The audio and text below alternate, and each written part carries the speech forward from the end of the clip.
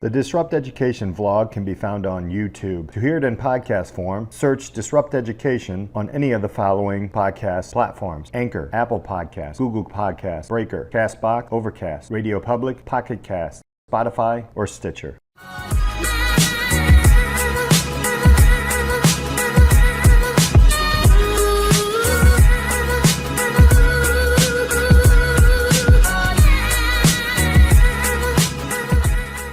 Peter, thank you so much for having me.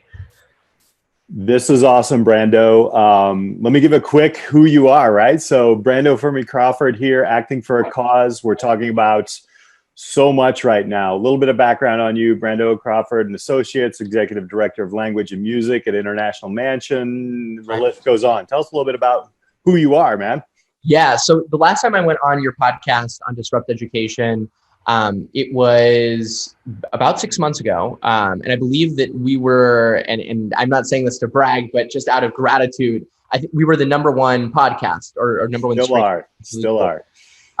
That's amazing.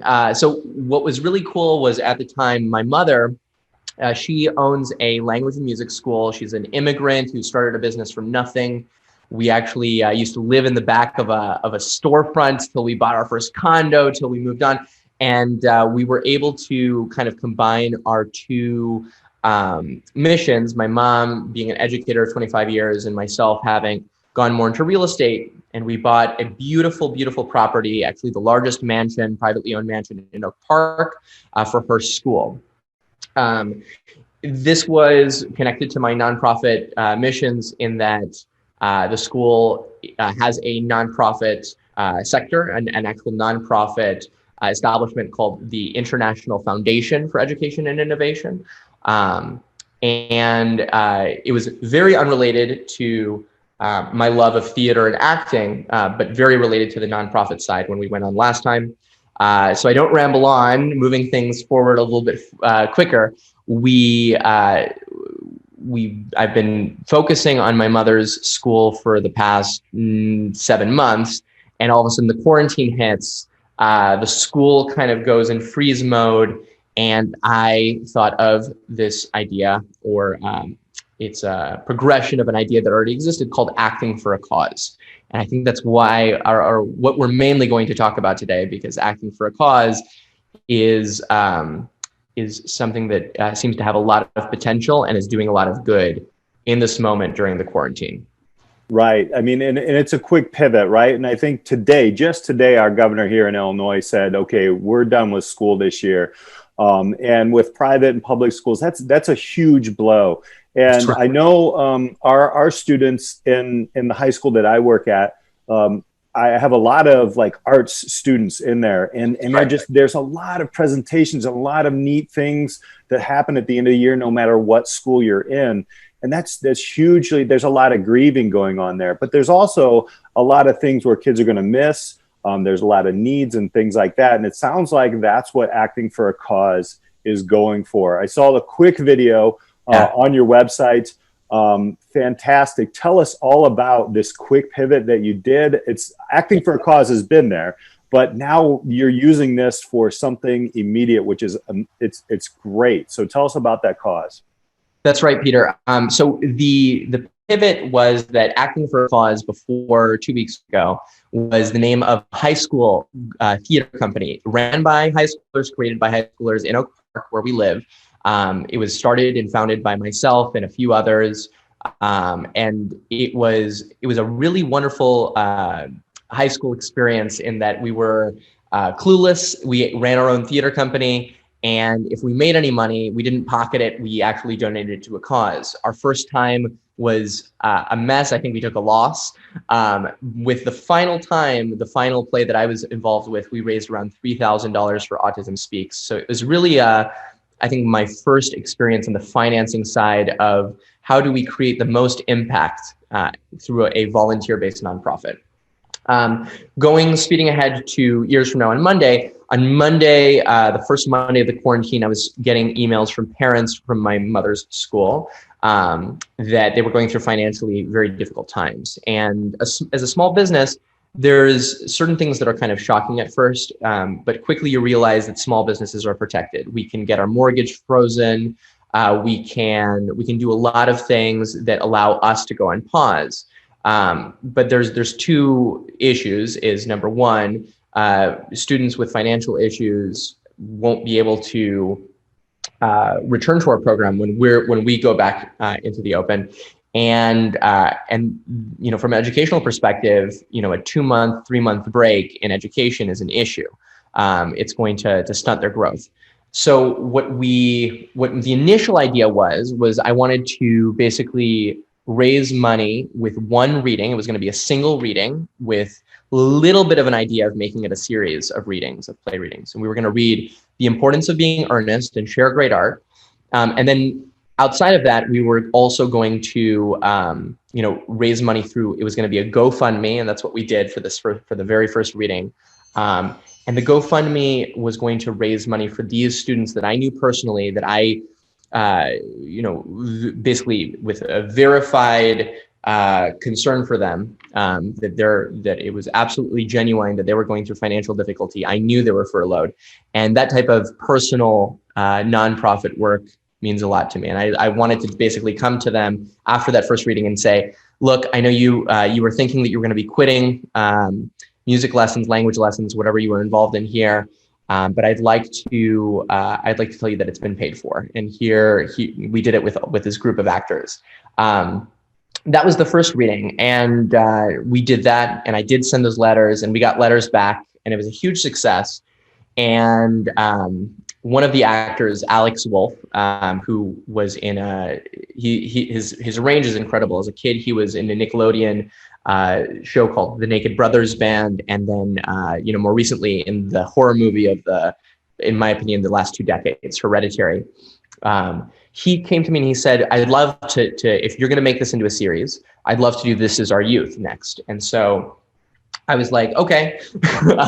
Neither of us thought that anything was going to happen, but that next week I thought, okay, we helped kids. Why don't we now fund actual kids that are directly affected by COVID-19 and fund do whatever we can to send funds to a hospital. So we chose Mount Sinai, which is a hospital that primarily deals with uninsured clients. So it's on the west side of Chicago. You hear about Mount Sinai every time someone's shot in Chicago.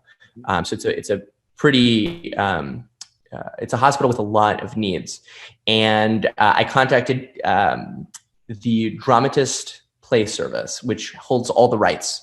And after, I think it was like 200 emails over the course of 48 hours, where we tried to the first 100 were just trying to find the right contact, finally getting to the right contact. And I mean, this is no joke. It was just so difficult to find the person who held the rights. And then they going back and forth with the agents to Kenneth Lonergan and then to Kenneth Lonergan himself. I got an email within this 24-hour time span saying, Mr. Lonergan has approved your use of This Is Our Youth because of the charitable purpose, and wishes you the best. And I called Alex and I said, hey, we've got This Is Our Youth. I'd like to go ahead and do a second reading with you all. But my one clause is I did this favor to you to get the rights, which was difficult. Can you get me a wonderful leading actress that I haven't worked with yet? Because we had great actresses for the first reading, but I had exhausted my resources, Peter. Right. There was just no way that I could find someone who could capture that character of Jessica Goldman. And I wanted to also spread, to new fan bases. If I chose someone who we used in the first reading, just to recap people who had not tuned in or who are unfamiliar, we had Auli'i Cravalho, who is the voice of Moana in Disney's Moana. We had Alex Wolff, who I named already. Justice Smith from Detective Pikachu and Netflix's All the Bright Places. Jessica Francis Dukes from the 3rd season of Ozark, which dropped on the same day as our reading. We had Odessa Young, who's going to be starring in Tokyo Vice with Ansel Elgort, an American series that takes place in Japan. We had Jessica Carlson from Cirque du Freak, Vampire's Assistant, and am I missing anyone? Yes, Sarah Ramos from the TV show Parenthood. So it was a really a diverse all-star cast. And I thought really if we were to get a leading actress from this last group, I could do it. And I was going to, perhaps contact Auli'i Cravalho for this role, but I was already thinking about a role in our upcoming reading for her. She may or may not be featured in one coming up next Friday. So I didn't want to repeat the same people too much where I'm like, is this guy out of cards? Anyways, jumping to the point, Alex comes back to me and he says, yeah, I've got someone who you'll probably like. And I said, okay, who is it? And he says, it's Florence Pugh. And Florence Pugh, for those who don't know, was an Academy Award nominee this past year for Little Women. Yeah. Definitely, a step in the right direction, and an actress that I personally admire so much. That like 2 days later, we jumped on a rehearsal call. We put together the publicity package and we went on. We had 13,000 live viewers, Peter. It was incredible. And at that point, the movement took off. We basically were offered to join as a client of Wolff, a PR firm that represents Cindy Crawford and Al Pacino and really wonderful stars. It's by invite only. And they are, we're going to be doing a live reading every Friday at 4:00 for as long as this quarantine lasts. Yeah.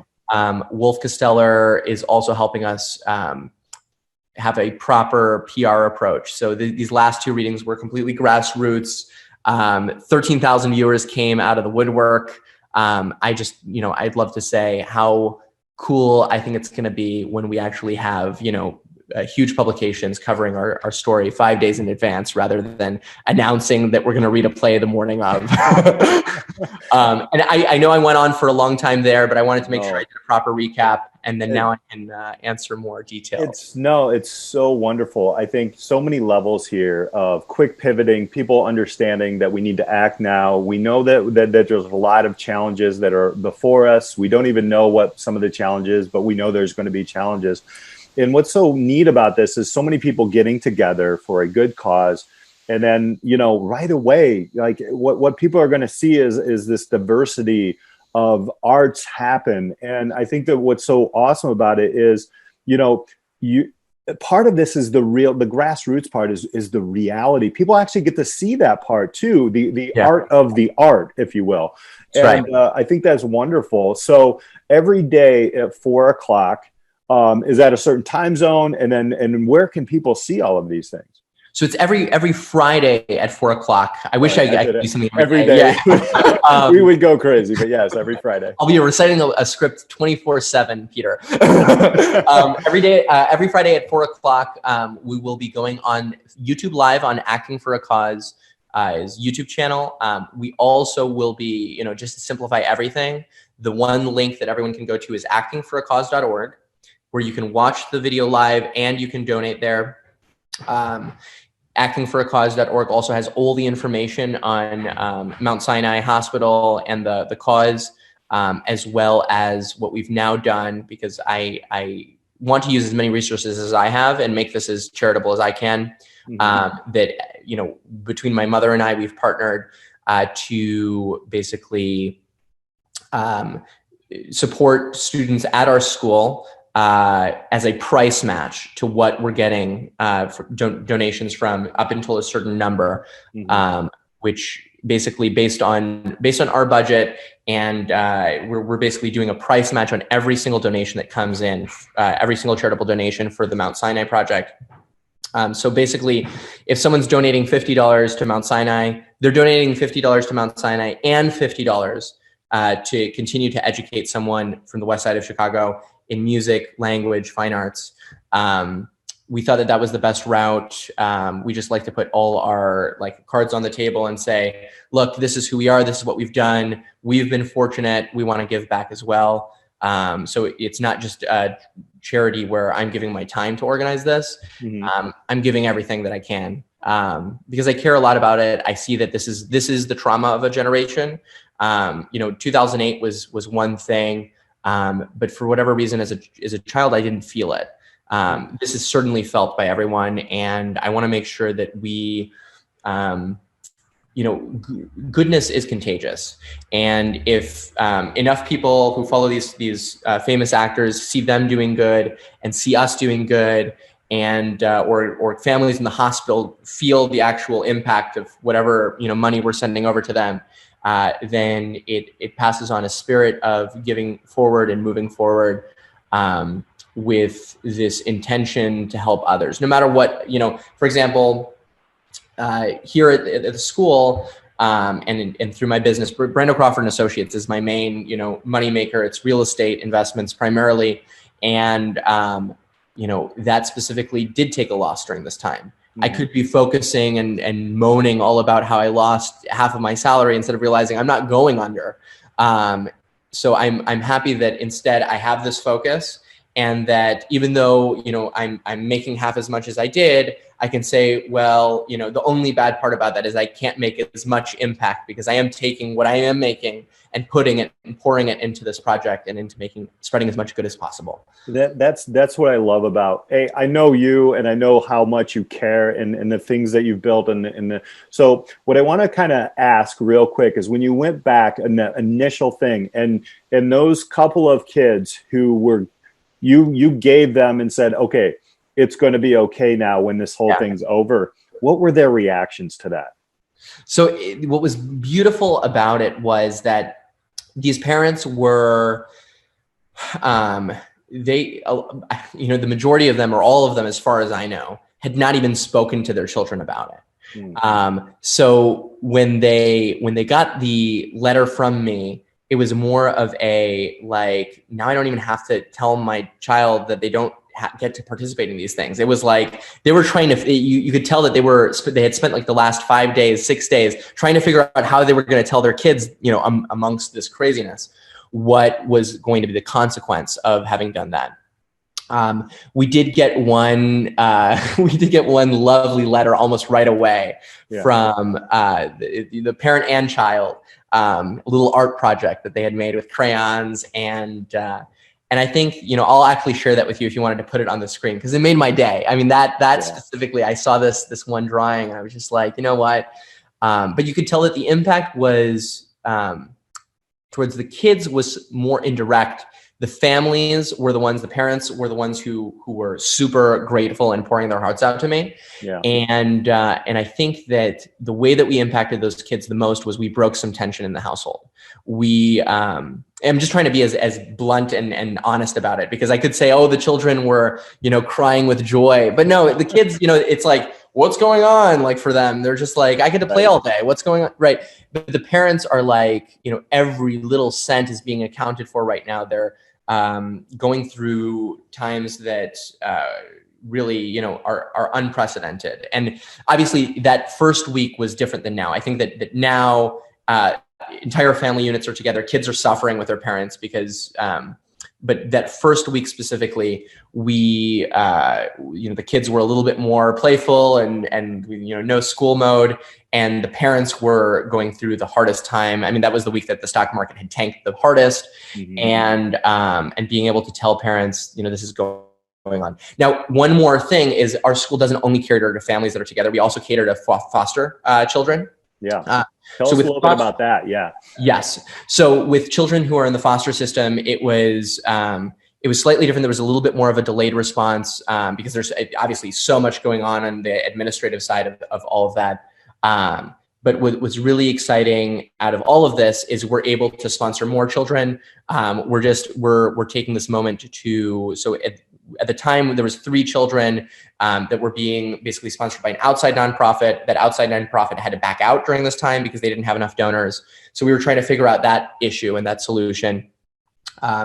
So what we did was, first off, we took those 3 kids under our umbrella of funding. So that way there wouldn't have to be any transition, any difficulty.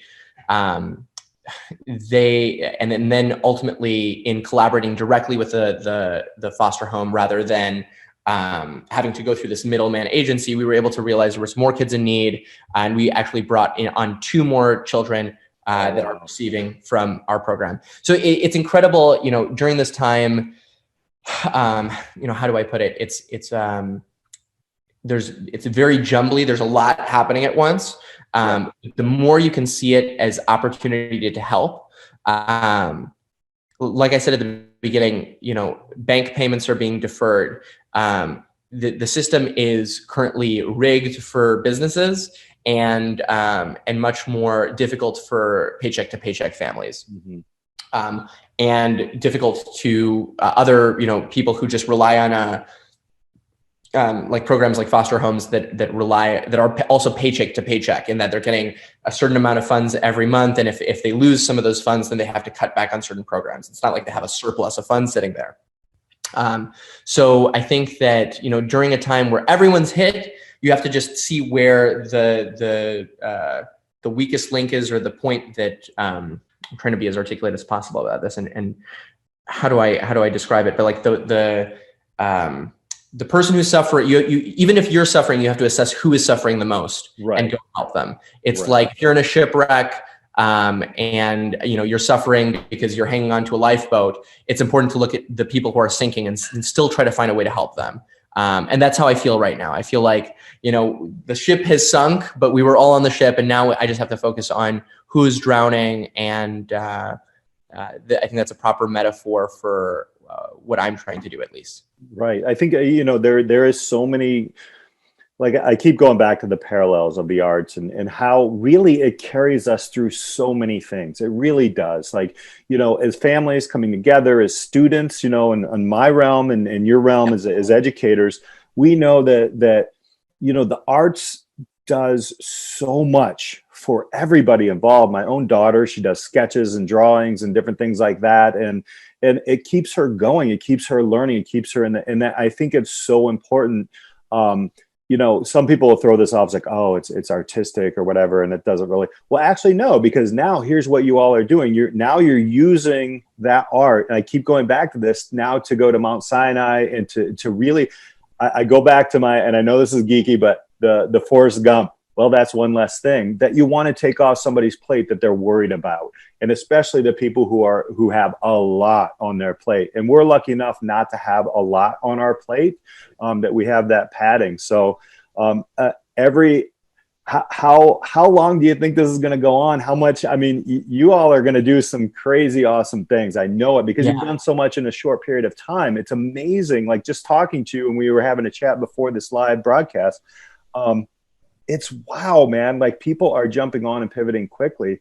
What are your thoughts on the length of this, and maybe like what are some possibilities of readings that you might just maybe throw a few things out there for people to tune in?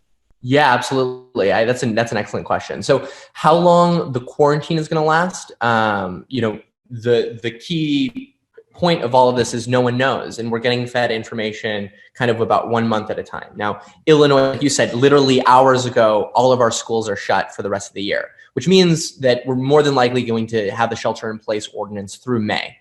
I think that most highly populated areas are most certainly going to be through May, through June 1st, and if not longer. So my wonderful PR team and I are planning a month ahead. With more, so here's how the planning works for a month ahead, because we have the next week planned to a T. And then after that, the next week is like, sort of planned. Like we know which play we're going to do. We know, which people we're going to do. Like for example, today we're sending invites for that play. So I can say freely that next week we are going to be doing Hamlet. This upcoming Friday. I can say that this is our biggest cast yet, with a collective 10 million followers for the different actors involved. So it's really, it's mad exciting. These people who are involved were handpicked by myself, which is another crazy aspect of all of this. I'm literally casting people who I want. Like that first cast for The Importance of Being Earnest, I wanted Alex Wolff, I wanted Justice, I wanted Auli'i, and I got them all. Like it was madness. There are, so the one after Hamlet, we are looking to do another Shakespeare play, and then we're going to follow it up with another modern piece. And the logistical, it's literally just a logistical reason for that. We don't want to be like the Shakespeare people, but we know that there are people who are we think that those are going to be the only 2 Shakespeare plays, at least in the upcoming month of May that we'll be doing. So if someone likes Shakespeare and they see Hamlet, we don't want to lose them by doing a modern piece in between. We want some momentum between those 2 plays.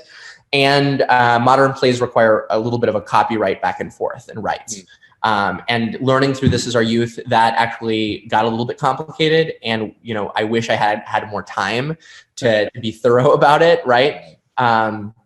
So with these upcoming plays, I can say that we're looking at plays by Tracy Letts, because he's with the same agent. So Tracy Letts wrote August Osage County, Superior Donuts. He's actually from Steppenwolf local. Tracy Letts was also, I believe, a Tony Award winner as an actor and how do you pronounce Putzler Prize? Pulitzer. Yeah. Pulitzer, right? Oh my gosh, I'm such an ignorant. For both educators, we're like, what? Right. What? I had to think for a moment. He won a Pulitzer Prize for August Osage County. He's really a genius, and I'd like to work with him. I am looking at movie scripts. So one thought that I put out there in this last back and forth with my PR team was that I would love to do, for example, a script by Aaron Sorkin that I really liked, that I don't think will ever be staged, or at least within the next 50 years, no one's going to touch it because it was a great movie. Right. But I think a lot of actors would have fun messing around with it during a live stream, right? Because it's all about messing around. We're not doing Hamlet like we're the Royal Shakespeare Theatre Company. We're doing Hamlet like, let's just do it. Let's, the original Shakespeare Theatre Company, man. Right, exactly. The original Shakespeare Company actually didn't have a script before they went on stage for the first time. Did you know that on opening night? No. Not only they didn't have a script, they were given cue cards, the line before theirs and their line. That's it. And so they lived it. Exactly. Awesome. So they would discover Hamlet as they performed it, and opening night quickly became the most popular night for Shakespeare plays during Elizabethan times. So with this cast, it was quite difficult, I have to say, to find a cast for a Shakespeare play. I learned that the hard way. This Is Our Youth was way easy. Florence Pugh was our first invite, and the other 2 were invited on a personal level. So I guess, but everyone said yes to it. With Hamlet, we got a lot of you're doing Hamlet in a week. I'd love Hamlet. Hamlet's my favorite play, but I'm not doing this. And I've literally, so here's a couple behind the scenes things that I can say, because I know the cast. I can't say the cast until the press release. Right. But I can tease that. There's the 10 million follower thing in terms of collective follower. There's, I care a lot about, it's highly debated, but this idea, some people believe that the movement pushing for diversity in Hollywood is forced. That's debatable, but I do care a lot about seeing more diversity in Hollywood. Yeah. As much as I loved seeing a ton of characters that looked like me growing up, the last thing I want to do is hoard that experience, right? So we have a very diverse cast. That's something that I consciously or subconsciously, I just care about. So the importance of being earnest was a diverse cast. Hamlet will be a diverse cast with just a lot of visibility, hopefully. I'm going to go ahead and say this aspect, that Hamlet, Claudius, and Polonius will be played by women, and Ophelia will be played by a man. That will be something that I can say on this podcast. So that's I think a cool interpretation, because Shakespeare during Elizabethan times, it was only men who performed Shakespeare. Right. But Shakespeare himself was, and you see this in his writing, he was very gender fluid and crazy, and let's do let's make a play about a girl disguised as a man who then seduces a man, but then reveals she's a girl, and they get married. So that I think that this is an homage to what Shakespeare would have loved to see if he came back. And let me think. That a couple of people who I got to speak with who are not involved. Yesterday I was texting with Margaret Qualley from Once Upon a Time in Hollywood. I'm naming her because she's an actress that I thought was the breakout star of the year. I quickly, the precedent was set that I was connected through one of these actors that I'm now friends with, that schedule wise, she wasn't going to be available. We quickly became like friends over just, communicating and writing and discussing Shakespeare. We had a great discussion. So it's cool to be able to talk to people who at one point just, 15 minutes ago, it feels like I was just, fascinated by them from my living room, thinking I would never meet them ever. Right. Let alone have a personal conversation with them, It was 20 minutes ago, by the way. It wasn't 15, but really 20 minutes ago. I mean, everything's happening so fast, but it's so cool to see that everybody's jumping in. People are just throwing like, look, let's just do this. And I think that's what's so really crazy about this. I mean, you're naming amazing people, you're amazing yourself. And it's just like you see all these people coming together, and that's when you know something's right, right? So what about, let's do this. Let's try this, right? So if you're seeing this live feed, if you're listening to the podcast and you're in a school somewhere, high school, middle school, college, if you know an English teacher, an arts teacher, throw this out to them, man. Let's get this out, man. Let's get some people excited about these things, right? Because I think, with what we're dealing with, our students, they're down, they're missing the social aspect of it, man. Watch parties, everything like this can happen with this thing. And I think it's going to bring a lot of people together. There's learning in here, right? Like, dude, I would have loved, I'm not a huge Shakespeare fan, but I would have loved to watch this. This would have been something that I would have been, wait a minute, wow, okay. Right. So I think that's the challenge we need to throw out to all the viewers and listeners, man. Let's see if we can attach this. I know I'm going to send this to all the English teachers that I know, all the arts teachers and different things like that, but that's my challenge to everybody out there, man. Let's try that out, right? Absolutely. I one of the coolest things was all of these plays. I mean, leading up to 5 plays from now, what we're planning are all plays that I read in high school, primarily during classes. Yeah. So the one thing that is, I would have probably much more preferred to have watched this version of Hamlet that we're going to be doing than watching Kenneth Branaugh's version, which accomplished a similar thing at the time it was released. But people aren't as interested in Kate Winslet. They're interested in the star of 13 Reasons Why or the Scream series on MTV, right? So with the actors that we're picking are the actors that Gen Z loves. That we're really representing young Hollywood. So we're not like, it's not like a mix of, Gen Z actors and like Patrick Stewart. It's like, we're all young. We're all in this together. We're not being overshadowed by one great. At least right now, that's not the way that we're pursuing it. Right.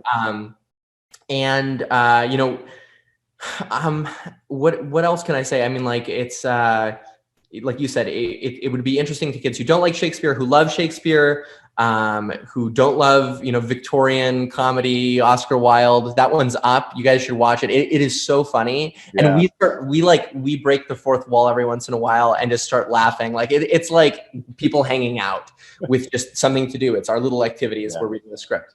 I have to say, like, this movement is leading to, it's creating a little bit of a chain effect. Obviously there's like SNL and Disney have done things now since we've done our first 2 readings.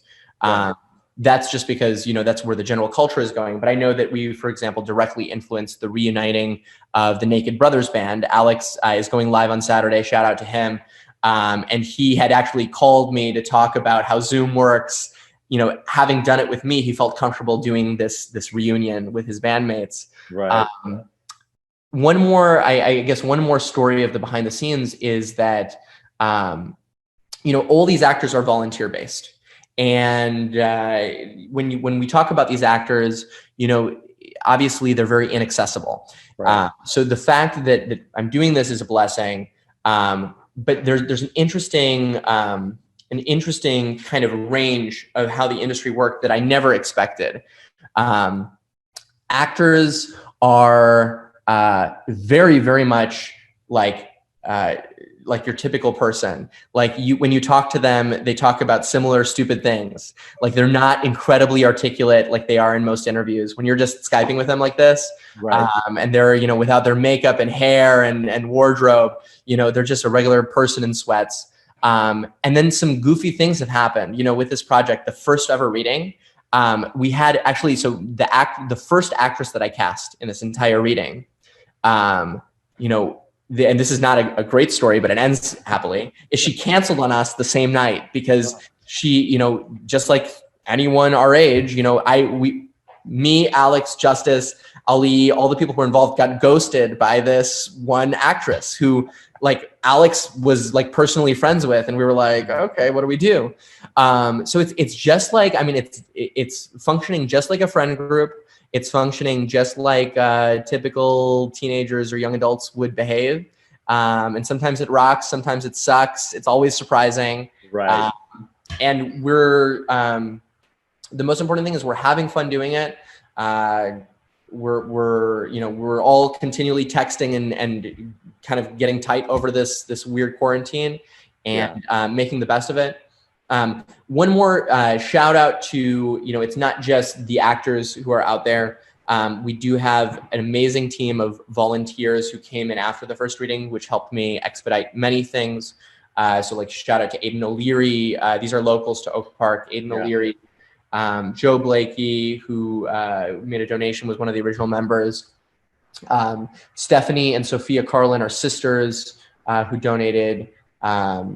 And countless others who are just fans of these actors on Instagram who reached out with intention to volunteer. They've helped us format things for a script. I don't know if for any English teachers, they probably deal with No Fear Shakespeare quite a bit. Mm-hmm. So No Fear Shakespeare is a modern translation of Shakespeare. Yeah. Our actors some of them were classically trained, but some of them were so intimidated by the Shakespeare that I had a group of volunteers take the cuts, because we have a 2-hour version of Hamlet that we had, to keep it interesting. They basically had to cut the No Fear Shakespeare version to that same 2 hours so that way the actors could understand what they're saying. Yeah. So, it's just like a classroom. We're literally like a classroom where like I can tell you, like, Alex Wolff was the class clown and he was goofy and like he would do all these things where, in the end, I bonded with him even more, but during some goofy stuff. And even like, I could get into that. And Auli'i is like the nice teacher's pet because she always wants to do right and is always so kind. It's not just the volunteers of actors and Gen Z and peers of mine and fans on Instagram. We also had the artistic director of Writers Theater actually compose that initial reduction of Hamlet to 2 hours, Michael Halberstam. Yeah. We had this PR firm that reached out that are, adults lending a helping hand. So it's a community. It's like a classroom. They're like the teachers. We're like the students. I might be the student president, but lazy one, bad one at that. What's cool about that though, is as a high school educator, at a secondary level or even middle school, even elementary, is a lot of these people are going to see this and they're going to see themselves in these actors and actresses. Right. And it's going to be so cool. It's going to be something that they're like you said, they're going to see the real people here. They're going to see that, okay, yeah, beyond the glitz and the glam of the red carpet and all these different things, these are real people, man. And when you started saying like some people, are the class clown, I'm thinking, oh man, okay, that's good, right? Because these people are just like, we had to do this quickly. I threw the hat on. I'm like, all right, let's go. Wait a minute, these people are going to be in sweatpants and stuff like that. It's going to be great to see, man. And I think that's what, and by the way, this Generation Z is awesome. They care because they've seen so many crazy things happen in their lifetimes and heard stories that are recent stories. And I think this is really, this is an amazing generation. I'm speaking to that generation. I'm a Gen Xer. The joke was, I could sit on Flintstone reruns and cat food for the rest of my life, but it's true though. This generation really cares. And I think this is going to be something that's just going to blow up. One more time, where are people going to see this? And just want to keep throwing that out there. I'll put it up on the podcast too, but for the live audience. So you can donate and watch at actingforacause.org. You can go onto YouTube and search Acting for a Cause. And the first pop-up will be our channel with an AFC. That's where you've got all of our past live readings. You can tune in live there. And then lastly, and this is where I post all the behind the scenes stuff, is on Instagram. So you can go at Professor Brando. which I'm not a professor, but you see, I've taken the spirit of education to heart. I will always call myself Professor Brando no matter what, but I'm a proud graduate of Gwendolyn Brooks Middle School and attendee of Oak Park River Forest High School. Absolutely. I'm going to give a shout out to your Instagram, bro, because like I'm a follower, and wow. Yeah. People need to see that. There's some cool stuff there, man. Yeah. I overpost there. Like 2 hours a night. I don't think you sleep, man. Like you're moving and shaking these days. I am pretty active, especially during the night hours. I do sleep very little, but I always I'm actually trying to move away from that, for my health. But that's the place to go for behind the scenes. But I circling things back around, let's do a shout out to you, Peter. Your program's really, out of all the podcasts that I've listened to, it was the first one that I truly, when I first heard about your project, I really wanted to be a part of it and be on it. So I didn't mention this last time, but like I spent a while just like being like, man, if I could do something that was worthy of being on this podcast, I'd love it, because you're a great conversationalist, and you know how to relate. You can clearly relate to different generations. It's so cool. Disrupt Education on all social media: Twitter, Instagram, YouTube. Look it up. Peter Hostrasser, official Peter Hostrasser is my Instagram. But Disrupt Education on podcast. Thank you so much, dude. Thank you. That's humbling to me. I always have that. Oh my gosh, I'm talking about this stuff now, and every time I get to learn from different generations, I love it. So thank you so much too. I know we're different generations, but you have something great going on here. Obviously, I'll put all this on the podcast. Live audience, thank you all. This is awesome. You will not want to miss. Mark your calendars right now for Friday next week, and every Friday, not every day yet. We'll see how every Friday at 4 Central Time, right? Is that where we're at? Right, 4 p.m. Central Time, 2 p.m. if you're on the West Coast, 5 p.m. if you're on the East Coast, and it's worth tuning in. We're going to be pretty consistent every single week starting next week.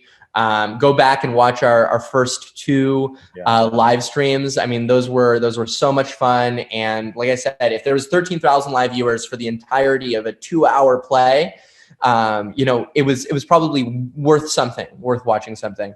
And the one of those readings, we actually had an invite from the West End, which is like London's equivalent to Broadway.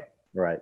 With hopes to even produce our version. It's crazy how things are moving so quickly. And I just wanted to, wrap this up by saying, again, Peter, you're amazing. Disrupt Education, everyone. Official Peter. How do I spell your last name for everyone? Peter, official Peter, Hostrasser. Hostrasser. You'll find it. Perfect. Excellent. Thank you, Peter. Thank you so much for having me. Thank you. Another disruptor of education, man. Love you, Brando. Thank you. Love you. Take care.